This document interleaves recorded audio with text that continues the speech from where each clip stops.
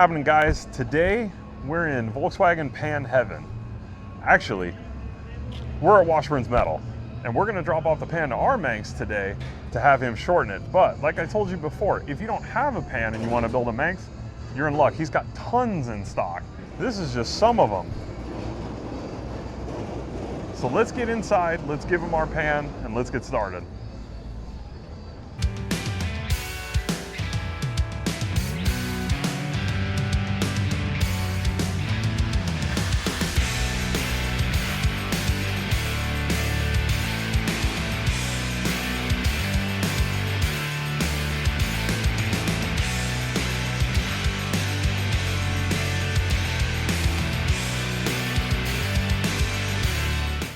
So we got our pan here loaded in the back of the truck. We're at Washburns. Let's go find the man himself, Brian, and get started. And there he is. Hey, Brian, what's happening? What's going on, man? How are you? Good, how are you? I'm good, man. I'm good. There's always a lot of cool stuff going on. You got there's always something here. Oval ragtop, and I see a head mueller in there too. But Working I brought on you both. something a little less exciting. Let's check it out. I brought you that pan I was telling you about. This is for my Manx build. It was under a Baja bug, and now it's not. So I brought it to you to do your magic to it, to shorten it and add some coolness to it. Perfect. I know you can do it, so what do you think? I think it looks pretty honest, you know, aside from rusted pans, which we're going to remove anyway. Yeah, that's what I thought too. And Yeah. I mean, honestly, it's in pretty decent shape for what it is.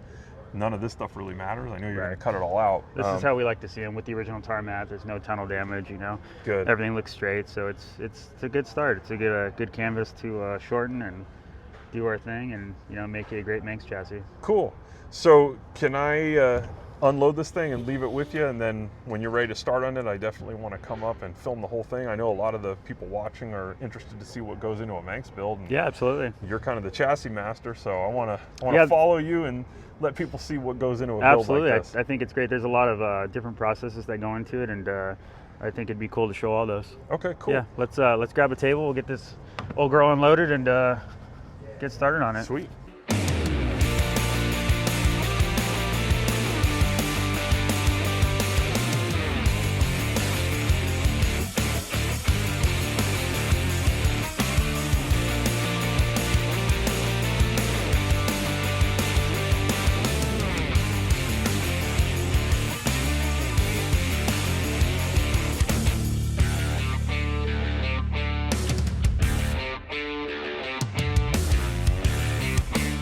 We're at Washburns Metal, and right behind me, this is the already kind of modified chassis for our 65 Manx build, and I got Brian right here, owner of Washburns Metal, and we're going to talk about this a little bit.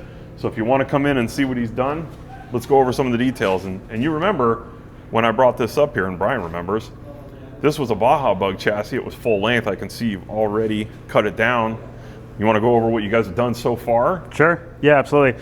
So we took the chassis from you, crusty chassis, full length. So Yep. we removed the pans. We preemptively cut out our 14 1/4 inches out of it. And I see you guys did that here, and you have a reason for why you do that here and not back here. Correct. in We the like old to days. do it here so it's on the same plane.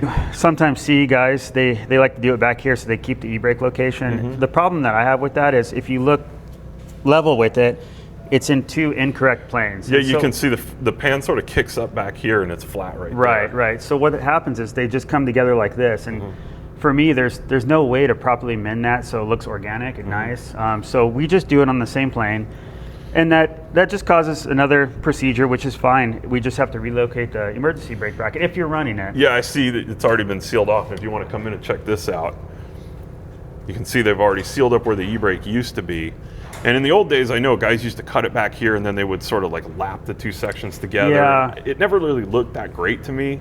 And this is going to be like a show quality build, so I kind of like what you've done here. Well, I think these days the cars are just a lot more valuable. People are paying more attention to what they're doing, and if they're going to put the money into the car, they want every aspect of the car to be nice. Yeah, exactly. And if you're spending the money on a chassis with guys like you, Why you know, not? you're going to get, why not? You know it's going to be right. I noticed this is a pretty awesome chassis table. If you see this, the pan literally bolts in so that even after it's been cut, you know that it's going to be completely straight. I'm guessing this was on purpose? Yeah, so we built this table a few years back, and we've had hundreds of chassis on it. And so we have it's kind of modeled off a Select table, if you're familiar with those. We have a couple Select tables over here for the Porsches and the buses. And so It's kind of neat. There was a bit of engineering that went into it. So this is a dead flat table, and so what I did was I used a modified RV jack on there, so we can get 17 inches of travel. So it deadheads at full length, and then it comes back and it hits, Manx, and it can.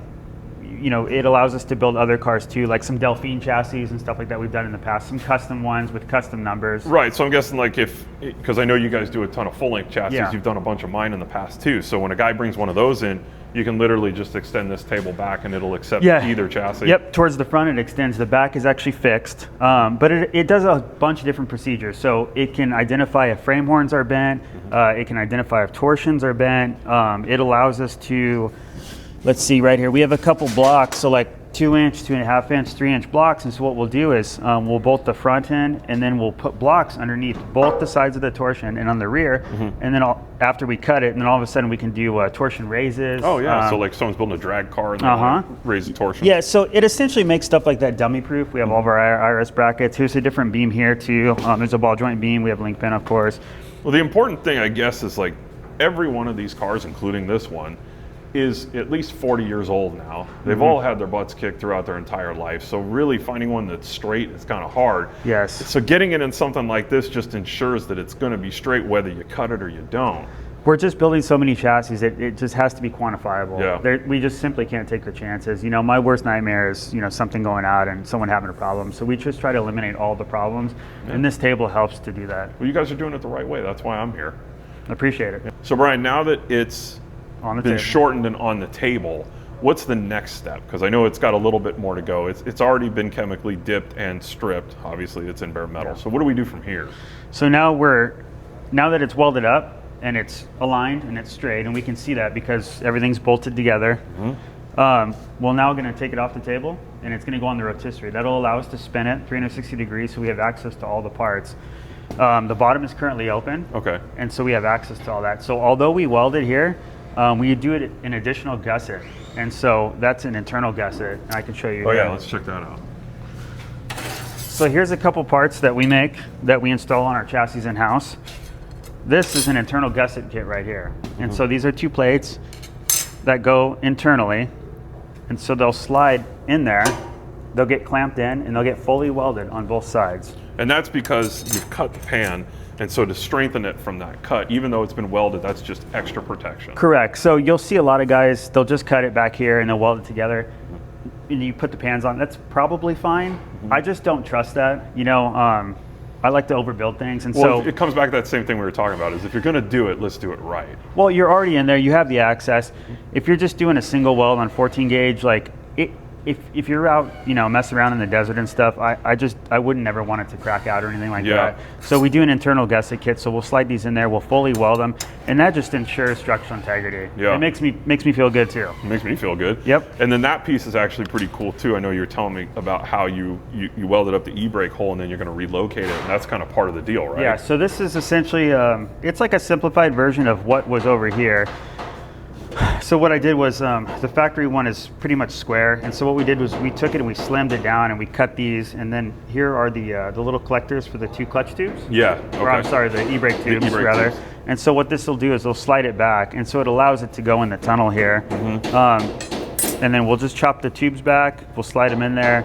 We'll take essentially a template of the old e-brake opening, we'll slide it back, we'll mark it, and then we'll cut it out, and then we'll slide that under and we'll weld it. And so you'll have your new e-brake opening. Yeah, and to finish it off, I know you got a really cool piece we're going to show a little bit later that we're doing on this one. But I think AJ and I are going to get down on this today. So sweet. Thanks for giving us some information. If any of you guys out there are thinking about doing either a regular stock length bug pan or a Manx pan, you got no better place to go than to go see this guy. Go check out Washburns.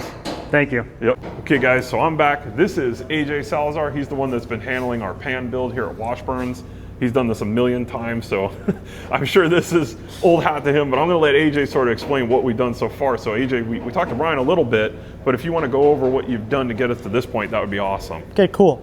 So once we got your chassis, we ripped the pans off of it, air hammered them off. We have videos of that.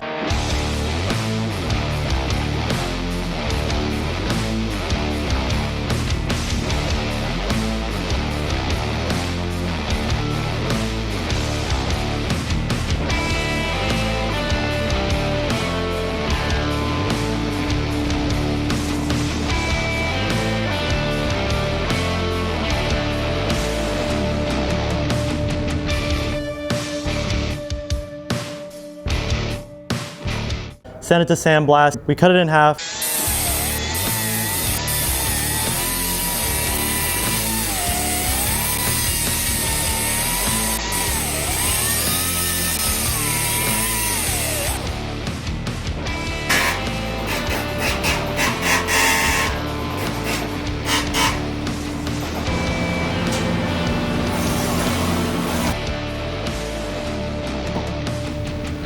Get it back in 2 halves. We lay the rear half on the table.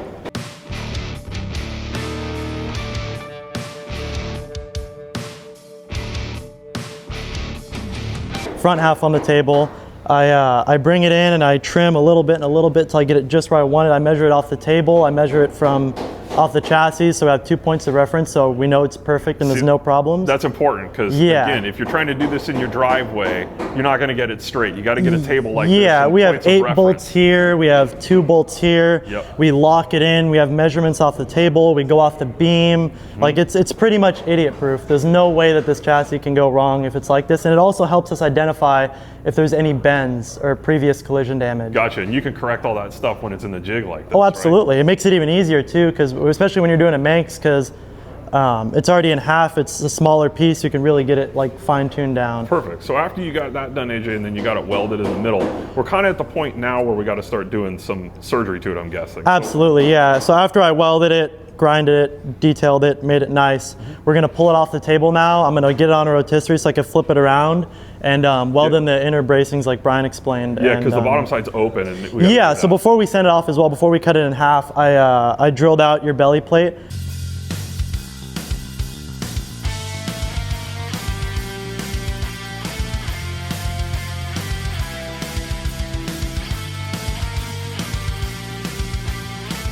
And peeled it off so that we could do all the work that we needed to do to it. Cool. So let's go to the next step then, AJ. I'm going to follow you, man. All right.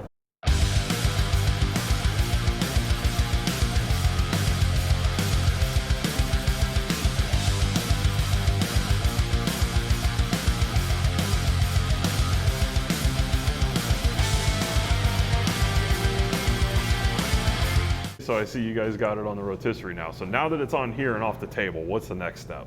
Okay, so next we're gonna flip it, and I'm gonna start mocking up the reinforcement plates and get ready to weld them in. Those are the gussets that Brian was showing us earlier. Yeah, let me show you. Cool, go for it, man. Cool. So this kind of works like your typical like engine stand for a Volkswagen. Right. So now you can access the bottom of the pan, which, like you guys said, it's already cut open, and that's what's inside there. And now you're gonna fix it for me. Yep. Cool. So those are those plates. So I'll grab these. This is the inside of where I welded. I'm gonna clean up these welds a little bit, prep the area, place these guys in here. I'll probably give them a pre-bend so they fit better. Yep. Hard clamp them. I'll work my way and plug weld every single one, clamping them as I go. All the way, once it's all the way in and it's sealed all the way around, I'll run hard welds all the way around to make sure that it's really good. Awesome. All right, we're gonna follow along as you do it. Cool.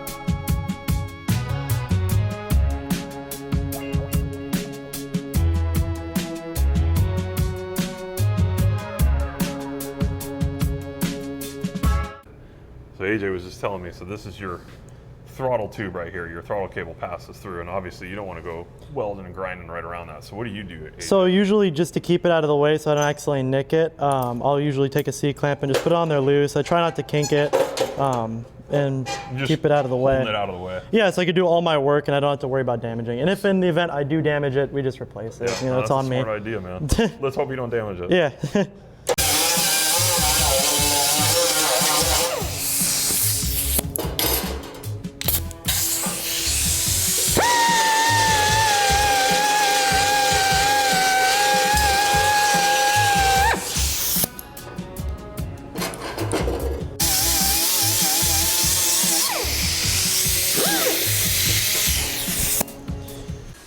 Okay, AJ, so we were just talking about this. So this looks to be like a shift rod guide that you said some chassis have and some don't. Yeah, it's only there for a few years. Generally, we remove it because it kind of gets in the way of prepping and welding the plate in. It's also probably not necessary because it's, you know, the shift rod's located right here by the hanger. Yeah. And then it goes back and it's located in the back by the shift rod coupler, so. Yeah, they started doing it and then they stopped doing it, so I'm assuming like they figured it didn't do anything. Let's pull it out. Yeah.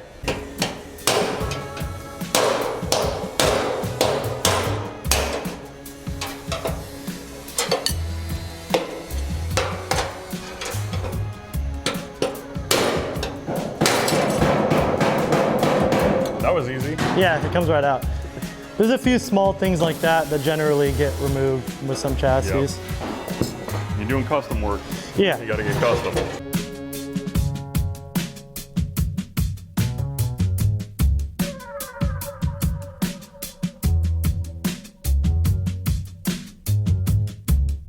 All right, AJ, looks like we're at the point where you're gonna put those gussets in. So show me what you're gonna do here, because you were just pointing out that there's a bit of a ridge down in there. Yeah, and so you got a flat gusset. every chassis is different. We make this piece for all of them. Sometimes they need to be modified. I'll place it in here and I'll look and I'll be like, oh, this little ridge right here is gonna stop me from laying this flat. So I'm gonna take a little cut out of this so that it fits in there nice. Yep, and then you just put a little curve in it too. Yeah, so I'll pre-bend it if I have to, whether just with my hands or whatever I need to use. Yeah. All right, cool. We're gonna watch you do that. Yeah. So I'm gonna mark this out. So I'm gonna-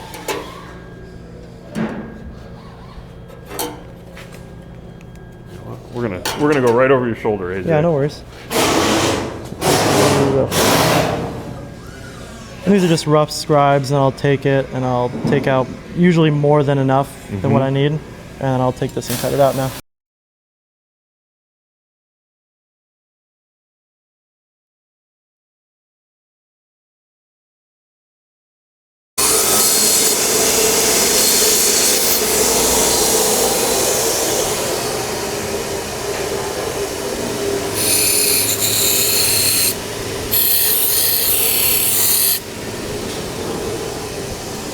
Whenever I'm doing really flush work, I want to make sure I get all the burrs off, because when this gets clamped and there's little itty bitty things in there, it's more stuff to stop it from sitting flush. Gotcha. Yeah.